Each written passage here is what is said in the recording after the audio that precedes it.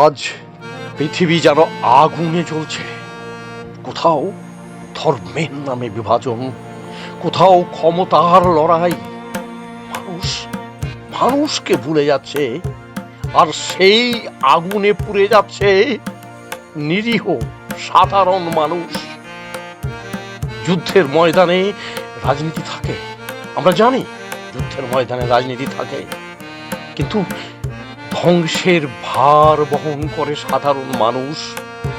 একটা একটা শিশুর স্বপ্ন ভেঙে যায়, একটা পরিবারের ভবিষ্যৎ সম্পূর্ণরূপে মুছে যায়। কিন্তু একটা প্রশ্ন থেকে যায়, আমরা কি আগে মানুষ নই? হ্যাঁ, ধর্ম আলাদা হতে পারে, ভাষা তাও আলাদা হতে পারে, দেশ আলাদা হতে পারে, কিন্তু কিন্তু হৃদয়ের স্পন্দন সে তো সবার একই।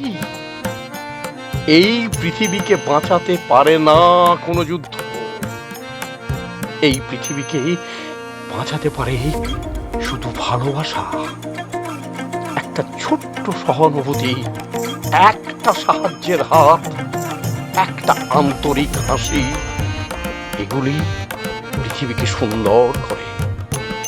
আজ পৃথিবীকে নতুন করে ভাবতে হবে। আমরা যুদ্ধ চাই না, আমরা রক্ত চাই না, আমরা চাই শান্তি, আমরা চাই ভালোবাসা আর মানবতার জয়।